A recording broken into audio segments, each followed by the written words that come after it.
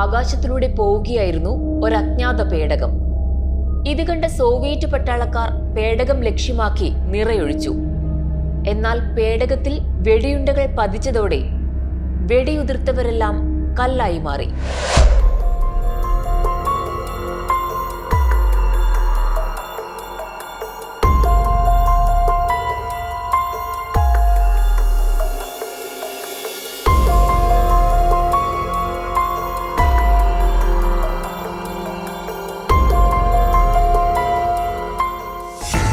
ഇതൊരു സിനിമാ കഥയല്ല.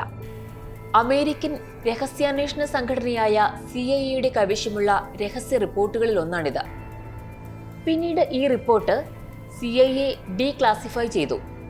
പേടകത്തിലേക്ക് സോവിയറ്റ് പട്ടാളക്കാർ വെടിവെച്ചെന്നും അത് നിലത്ത് വീണെന്നും തുടർന്ന് അതിൽ നിന്നും പുറത്തിറങ്ങിയ അന്യഗ്രഹ ജീവികൾ കൂടിച്ചേർന്ന് ഒരു പന്ത് പോലെയായെന്നും അവർ പുറപ്പെടുവിച്ച ഊർജത്തിലാണ് പട്ടാളക്കാർ കല്ലുപോലെ ആയതെന്നുമാണ് റിപ്പോർട്ടിലുള്ളത്. മൊത്തം 23 പട്ടാളക്കാരാണത്രേ അന്ന് കല്ലായി മാറിയത്. അന്നു വീണ പേടകത്തിന്റെ ഭാഗങ്ങൾ മോസ്കോയിലെ രഹസ്യ കേന്ദ്രത്തിലേക്ക് സോവിയറ്റ് സർക്കാർ മാറ്റിയതായും റിപ്പോർട്ടിലുണ്ട്. UFO ദർശനങ്ങൾ ഏറ്റവും കൂടുതൽ റിപ്പോർട്ട് ചെയ്യപ്പെടുന്ന രാജ്യങ്ങളിൽ ഒന്നാണ് അമേരിക്ക.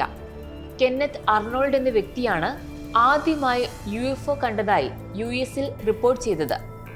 ഇത്തരം പല സംഭവങ്ങൾ വന്നതോടെ പ്രൊജക്ട് സൈൻ എന്ന പേരിൽ 1947-ൽ US UFO ദർശനങ്ങളെപ്പറ്റി പഠിക്കാനും ഇവയുടെ വിവരങ്ങൾ ക്രോഡീകരിക്കാനുമായി ഒരു പദ്ധതി തുടങ്ങി.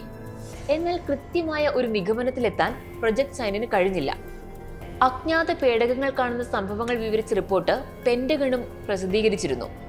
ഓൾ ഡൊമൈൻ റെസല്യൂഷൻ ഓഫീസ് എന്ന ഒരു ഔദ്യോഗിക ബോർഡ് തന്നെ UFO റിപ്പോർട്ടിങ്ങിനായി US-ലുണ്ട്. വായുവിലോ ഉപരിതല ജലത്തിലോ വെള്ളത്തിനടിയിലോ കരയിലോ കാണപ്പെടുന്ന തിരിച്ചറിയാൻ സാധിക്കാത്ത വാഹനങ്ങളെയെല്ലാം അജ്ഞാത പേടകങ്ങളുടെ ഗണത്തിൽപ്പെടുത്താനാണ് ഓഫീസിന്റെ നിർദ്ദേശം.